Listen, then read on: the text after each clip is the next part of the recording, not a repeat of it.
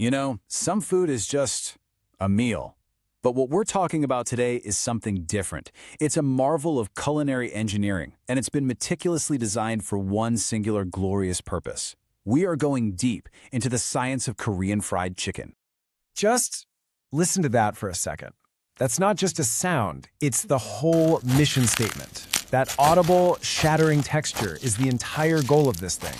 It's the first thing you hear, the last thing you remember, and, believe it or not, it's achieved through pure, unadulterated science. And this, right here, is the key takeaway.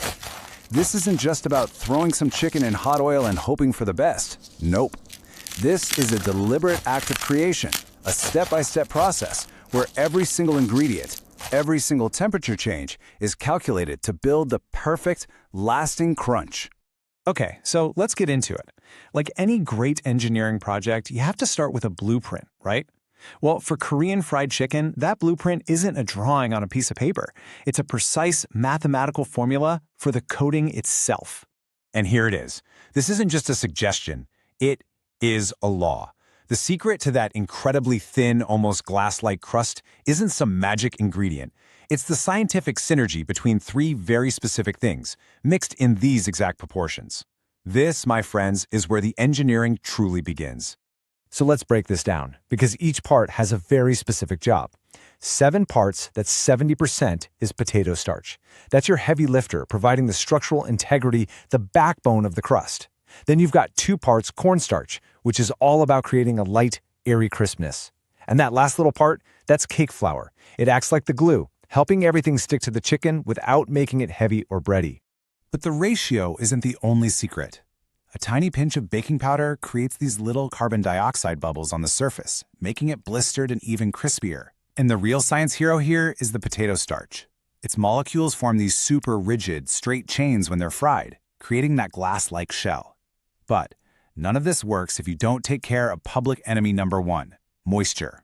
That chicken has to be bone dry before you even think about coating it. All right, our blueprint is solid. Now it's time to build. And this isn't just frying. It's a controlled thermal process.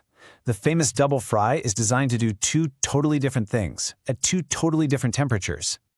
And you can see the 2 phases right here. Phase 1 is the cook. We're going in at a lower temperature, around 160 Celsius. The goal here is simple. Gently cook the chicken all the way through until it's a pale gold. Then comes phase 2, the forge. We crank the heat way up to 190 Celsius. This isn't about cooking anymore. It's about blasting away any remaining moisture and hardening that crust into a deep amber, shatterproof shield. So what happens between those 2 fries? This might be the most overlooked and most critical part of the whole process. That 3-minute rest isn't a break for the chef. It's for moisture management. It lets all the steam from inside the meat gently escape. If you skip this, that steam gets trapped, and it will destroy your perfect crust from the inside out. All that work, just gone. We've done it. We have engineered the perfect, shatteringly crisp crust.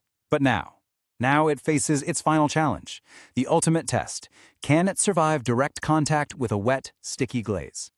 And really, this is the question that separates the good from the legendary. You've achieved this incredible texture, this work of art, but now you have to coat it in sauce.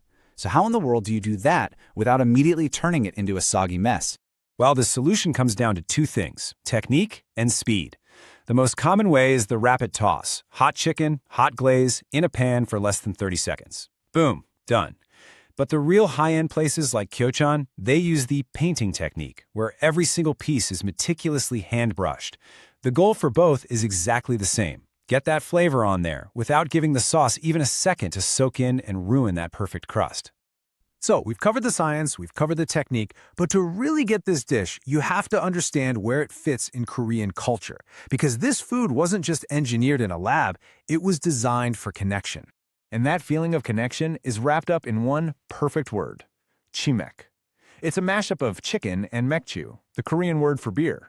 But it's so much more than a food pairing. It's a social ritual. It's the go-to way for friends and coworkers to get together, unwind, and just hang out. And the chicken itself had to evolve to meet these cultural needs. It started out as a fusion dish back in the 50s. But then, in the 80s, the double fry was perfected for one specific reason: to survive delivery. In Korea's pali-pali or hurry-hurry culture, it had to stay crispy. Then Kyochon changed the game in '91 with its thin, brushed crusts, and by the 2010s, K-dramas had launched chimak into a global obsession. Of course, you can't talk about Korean chicken without talking about its essential partner, chicken-mu. This pickled radish is the perfect yin to the chicken's yang. That cool, acidic crunch just cuts right through the richness and cleanses your palate. And true to form, it's made with its own perfect ratio. 1 part water, 1 part sugar, 1 part vinegar. See a pattern here? So we end up right back where we started. From the 7-to-1 ratio of the crust to the 1-1-1 ratio of its sidekick, Korean fried chicken is an absolute masterpiece of precision. But all of that science, all of that engineering, it serves a very simple human purpose, bringing people together. Which leaves us with one last question to chew on. Is this just a meal, or is it a piece of edible engineering designed for connection?